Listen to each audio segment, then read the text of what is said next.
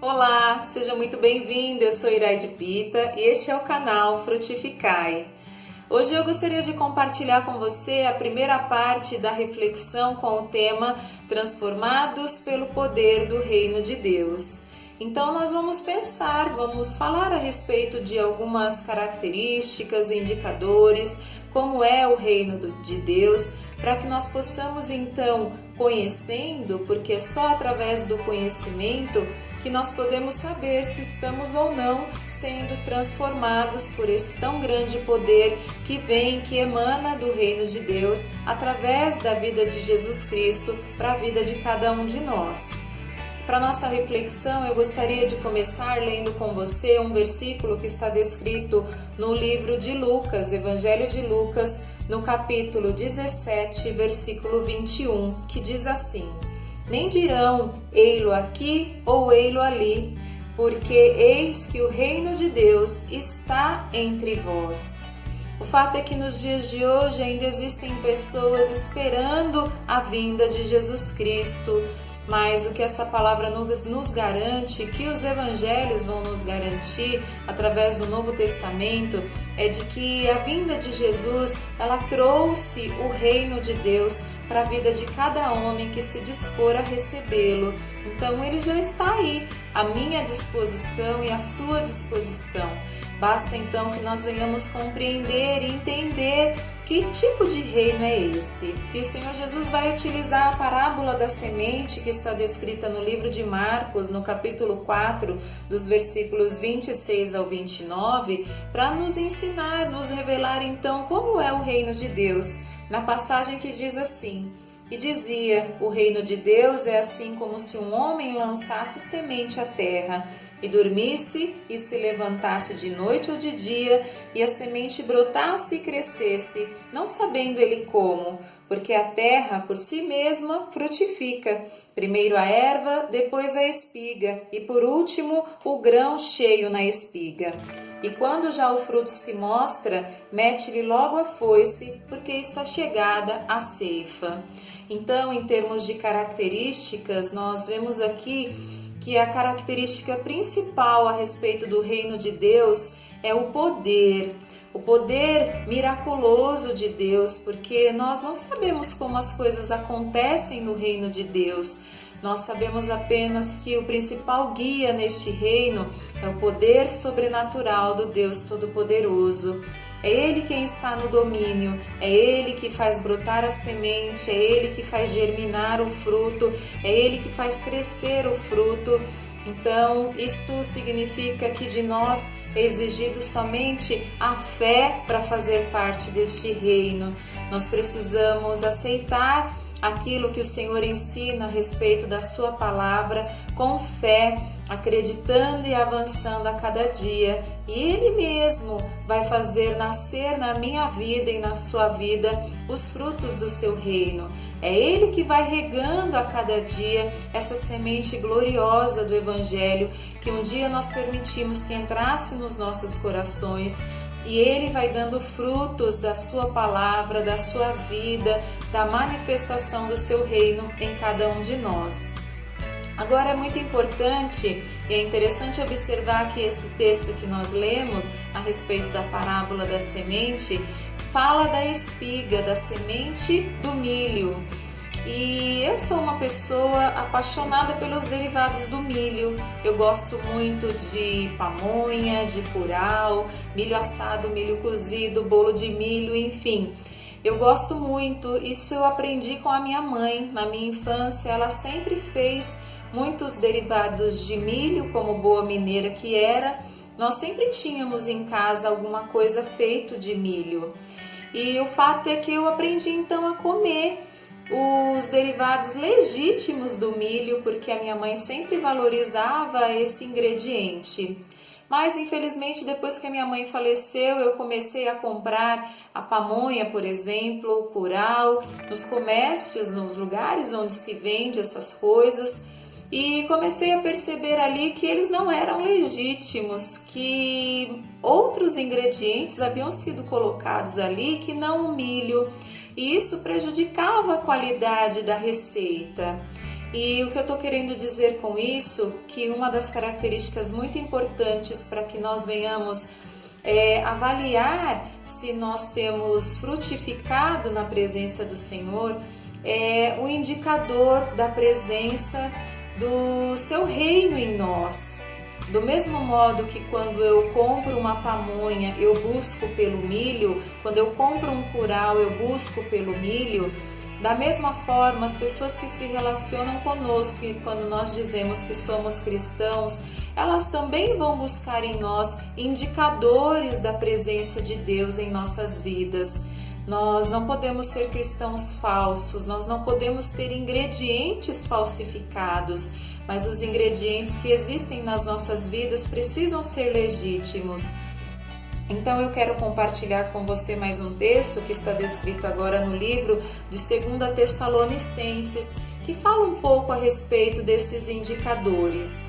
O texto diz assim, Paulo dizendo, sempre devemos, irmãos, dar graças a Deus por vós, como é de razão, porque a vossa fé cresce muitíssimo e a caridade de cada um de vós aumenta de uns para com os outros, de maneira que nós mesmos nos gloriamos de vós nas igrejas de Deus por causa da vossa paciência e fé e em todas as vossas perseguições e aflições que suportais, prova clara do justo juízo de Deus, para que sejais havidos por dignos do reino de Deus, pelo qual também padeceis.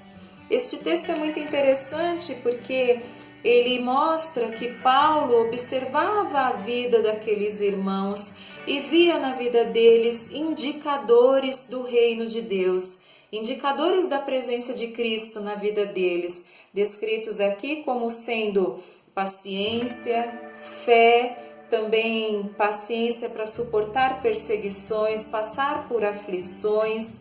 Então, tudo isso fazia com que aquelas pessoas fossem dignas do reino de Deus. E existe um texto antigo de um autor chamado Rubem Alves que trata a respeito do milho e do piruá. Então, o milho, quando brota na panela, passando pelo fogo, ele alimenta e traz alegria para a vida de todos nós, dos que gostam de milho, é claro. Agora, o piruá é aquele milho que mesmo passando pelo fogo, ele não estoura, ele acaba sendo desprezado, porque não serve para alimentar. Então, infelizmente, nós, à medida que não permitimos que o poder do fogo, do Espírito Santo de Deus, opere em nossas vidas a transformação necessária, nós não vamos ser capazes de alimentar a vida das outras pessoas, de trazer alegria para a vida delas, de fazer com que elas possam desfrutar todo o bem do Senhor. Em linha com esta questão, eu gostaria então de compartilhar com você mais um texto que está agora no livro de Romanos, no capítulo 14. Romanos capítulo 14, ele vai nos trazer também indicadores da presença de Deus na vida de cada um de nós. Romanos 14, nós vamos ler os versículos 17 e 18, que dizem assim: porque o reino de Deus não é comida nem bebida, mas justiça e paz e alegria no Espírito Santo. Porque quem nisto serve a Cristo, agradável é a Deus e aceito aos homens. É interessante observar que eu dizia que o milho de pipoca ele alimenta, mas o piruá não serve de alimento. E esse texto de Romanos 14 vai dizer aqui que o reino de Deus não é comida nem bebida. Então nós precisamos entendê-lo à luz das coisas sobrenaturais.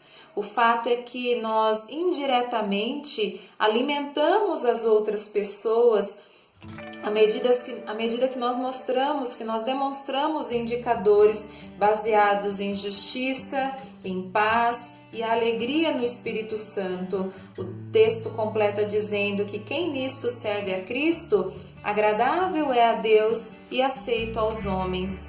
Então nós conseguimos alimentar a fé das outras pessoas quando nos relacionamos com elas em justiça, em paz e na alegria do Espírito. Essas pessoas olham para as nossas vidas e elas podem passar então a desejar ser como nós, à medida que nós demonstramos esses indicadores da presença de Deus em cada um de nós. Então, o último aspecto que eu gostaria de compartilhar com você a respeito desta palavra sobre como sermos transformados ou se somos transformados pelo poder do reino de Deus, está no livro de Lucas, no capítulo 16. Nós vamos ler apenas mais um versículo, o versículo 16, que diz assim: a lei e os profetas duraram até João. Desde então é anunciado o reino de Deus e todo homem emprega força para entrar nele.